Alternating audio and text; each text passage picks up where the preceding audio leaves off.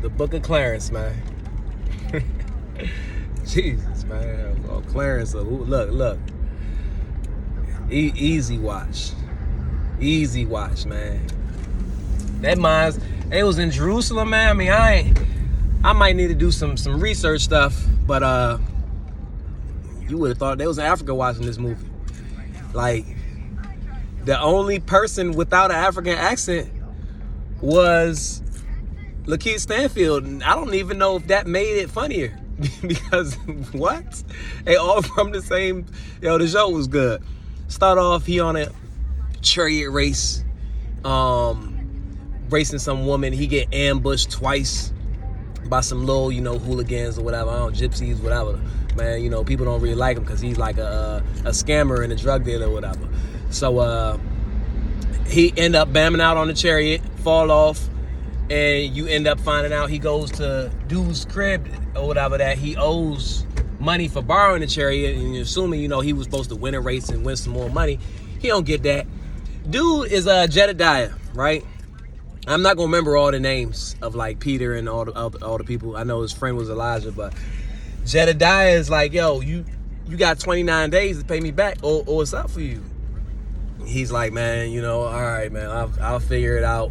So Jedediah is played by Lamar. I ain't even noticed, probably because of the accent, and like after watching BMF, I don't know his real name. After watching BMF, man, I'm just thinking Lamar. Like, I ain't never could see him as nobody else until this movie, and I'm like, yo, he put on a whole African accent. This movie was too damn good. So he's like, all right, man, we gotta figure this out, man. He go get high. He come up with some ideas. He come up with some plan. One of his plans is like he want to be the 13th apostle. So he go holler at the people. He like, yo, like, what's up, man? I'm trying to meet Jesus. He don't believe though. Like, he's a non-believer. He like, it was like, you don't even believe. And his brother's one of the apostles, and he's like, yo, it don't. Like, I believe in knowledge, and y'all believe in like, faith. And he's just like, but I could spread the word out. I'm good. They was like, well, if you want to be part of us, go free the slaves from, man, I don't even remember who dude had about 20 slaves, and he be making them battle and all this other stuff or whatever. So he go up there, he like, yeah, Jesus sent me I want one of your slaves. He's like, how much that's gonna be? He's like, man, it's more so to free your conscience of what you're doing, blah. I try to talk him into it. Then he like, yo, man, give me my biggest slave, man, and like, you beat him, you could take him or whatever.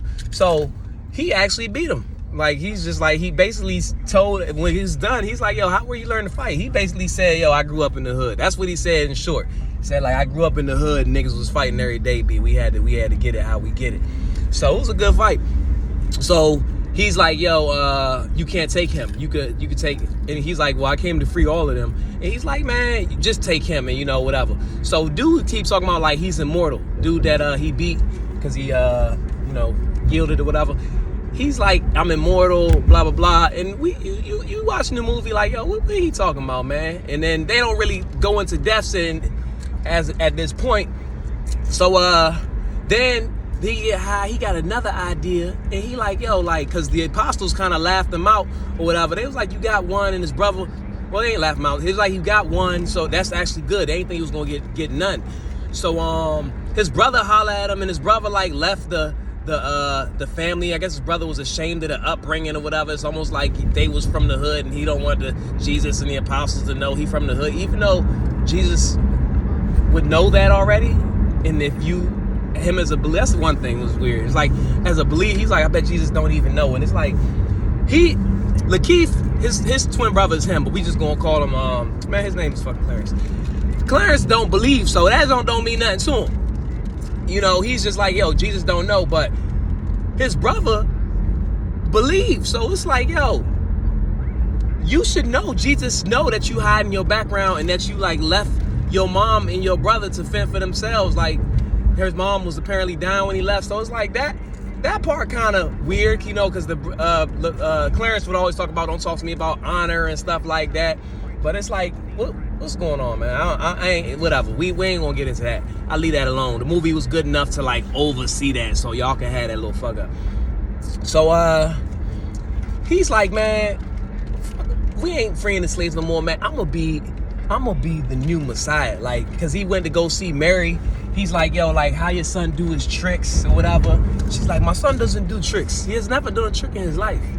And he's like, they had this whole funny conversation about like who his dad is and how this show was funny, and the dude being there, being his dad, and he's just like, no, it ain't. Yo, this show, she was like, I'm just here minding my virgin business, and God came to visit me.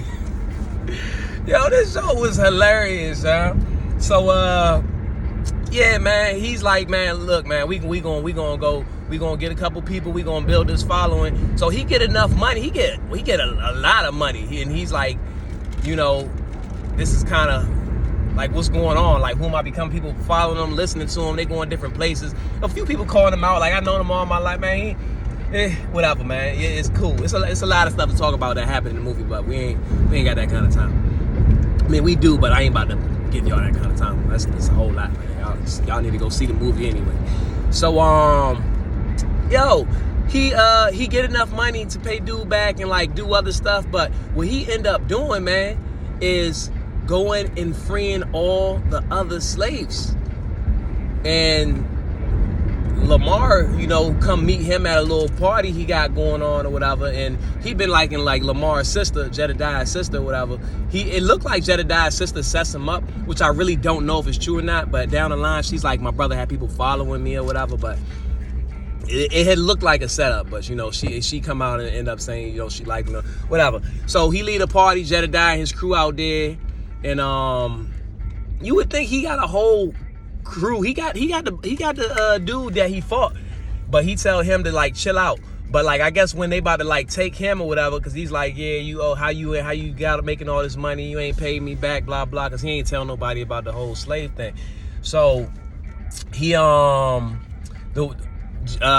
Judas had, you know, ratted him out, because ratted him out to Rome, because the Rome is looking for the messiahs, because they want to kill him, because they want people to bow to Rome, not Jesus or any other messiahs or whatever. So he come like, yo, you the self-proclaimed Messiah. And then Jedediah is not really trying to let him leave or whatever. He like, nah, man, this is wild. So I'm like, nah, he after he had his men fucking him up.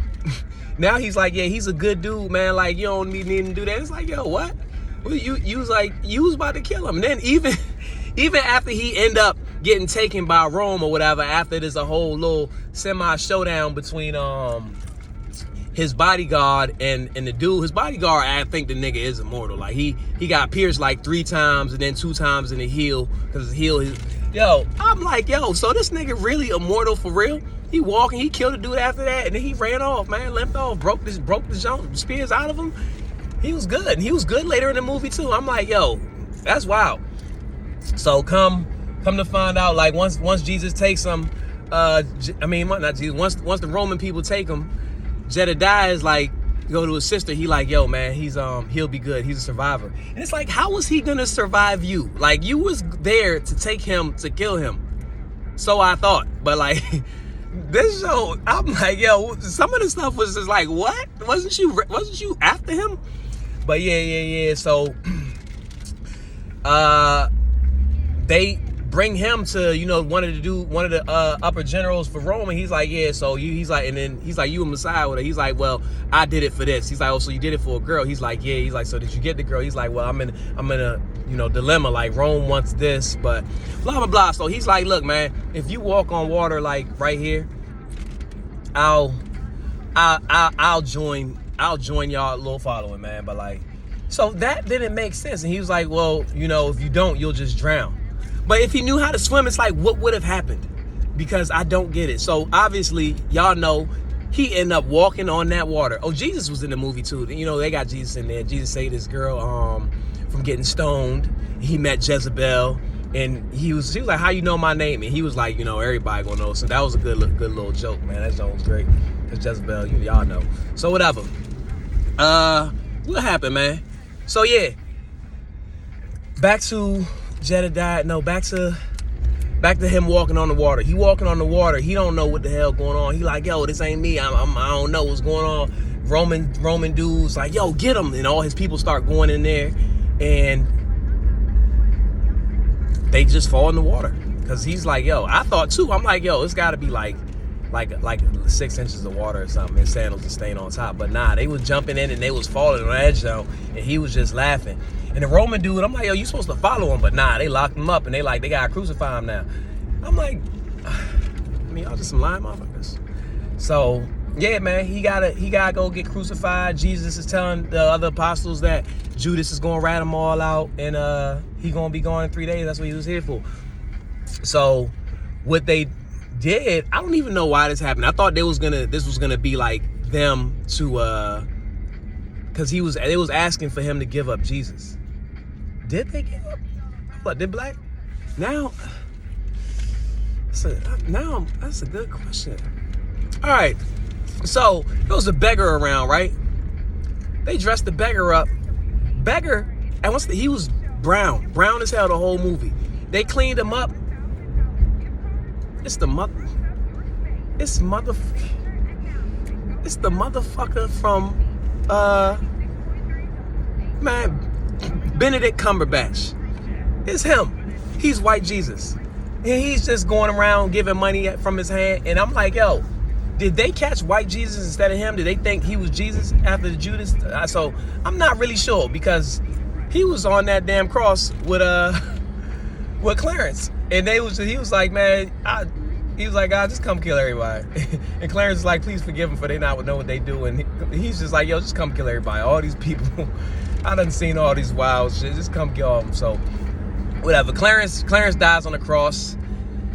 Jesus goes and breaks the stone he's in, brings him back to life, and that's it. It's a lot in there. It's a lot in that movie. 2-hour movie.